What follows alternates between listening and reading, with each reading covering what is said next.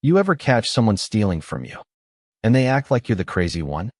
That was the case one Tuesday morning, when I walked out to find some pastel golf cart parked beside my cattle barn. Extension cord trailing like a snake across the gravel, plugged straight into my power outlet. And sitting in that cart, sipping sweet tea like she owned the place, was none other than Marla Kent, president of our local HOA. She looked up at me over rhinestone-studded sunglasses and said, "Relax. It's community electricity, sweetheart." Community electricity? On my privately owned ranch? That was the moment I knew she wasn't just bold, she was delusional. Let me back up. I just finished repairing a cracked fence post when I spotted the glimmer of pink plastic in the distance. Thought maybe some kid left a toy or Amazon dropped off the wrong package. But as I walked closer, I saw that gold emblem on the side of the cart. HOA issued. Of course, Marla Kent wasn't your average HOA president. She was a wannabe politician with a clipboard addiction and a god complex. Ever since the developers started pushing the neighborhood expansion right up against our ranch line, she'd made it her mission to civilize the rural zone. Her words, not mine. I asked her, calmly, why she thought it was okay to park on my land and leach power from my barn. She smirked and said their newly passed green clause permitted charging electric vehicles from any shared-facing structure within easement range. I told her she had 10 seconds to unplug that cart and leave. She leaned back, sipped her tea, and said, "You farmers are always so tense. We're just trying to build a sustainable future." So I did what any reasonable man would do. I unplugged the cord, coiled it up, and dropped it at her feet. She huffed and warned me that the HOA would be filing a formal complaint. Then she revved that plastic chariot of hers like it was a Ferrari and sped off in a cloud of entitlement. I figured that was the end of it. But when I checked the outlet box, I saw scratch marks around the socket. Fresh ones. She'd been doing this before I caught her. Probably more than once. When I told my granddad what happened, he just sipped his coffee and said, "You remember Buck?" Oh, I remembered. Buck is our bull.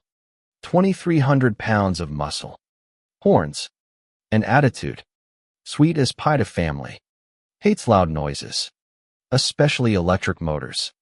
Next day, a letter shows up in the mail. Fancy envelope. Gold seal. Smells like lavender and vinegar. It's a $500 fine from the HOA for obstructing green transport access. I nearly laughed myself off the porch. So I grabbed the original deed, took it to the county office, and got an official map stamped and signed, showing our land was well outside HOA lines. That afternoon, I caught her parked just outside the fence line with binoculars, scribbling in a notebook. I asked if she was bird watching. She said, "Structure documenting." She claimed our barn's siding clashed with her neighborhood's visual harmony. I showed her the county certified map. She glanced at it like it was toilet paper. So, we put up a new sign, warning, free-ranging bull on property.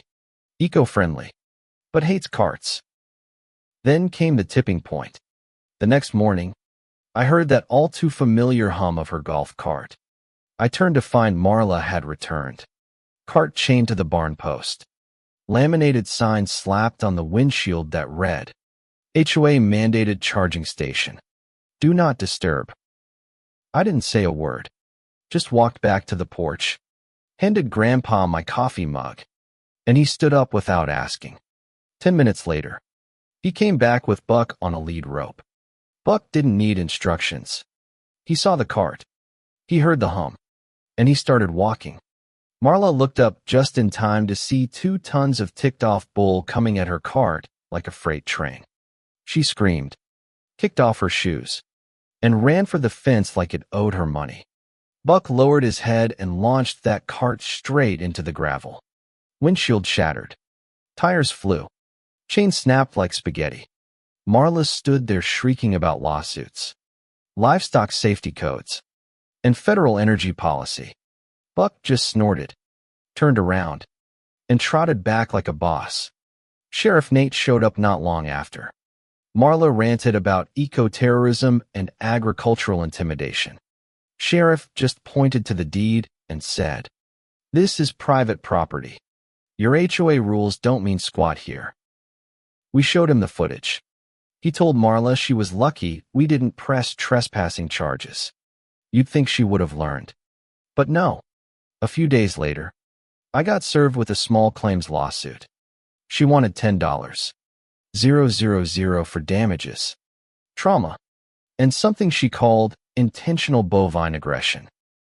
In court, she strutted in with her clipboard army and opened with a monologue about saving the planet and being under siege by agricultural extremists.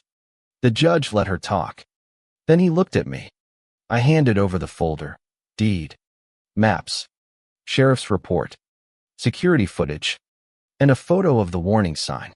I didn't need to say much. Judge declared she trespassed, ignored warnings, and her damages were her own fault. Case dismissed. She stormed out of that courtroom like a soap opera villain. By the end of the week, her HOA voted her out. New guy took over, scrapped all the bogus sustainability clauses, and issued an apology letter for Marla's behavior. She moved out not long after. Never said goodbye. Her house sat empty for a while.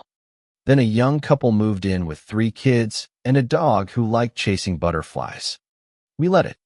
We even gave Buck a title, Director of Property Security. Now, when HOA folks drive by slow, we just point out into the pasture and say, "Don't worry, Buck's resting." And nobody's plugged into our outlet ever again. What would you have done in my boots? Ever had to deal with a power-tripping HOA? Drop your thoughts in the comments. I read 'em all. And hadn't mess with a rancher's power line. Or his bull.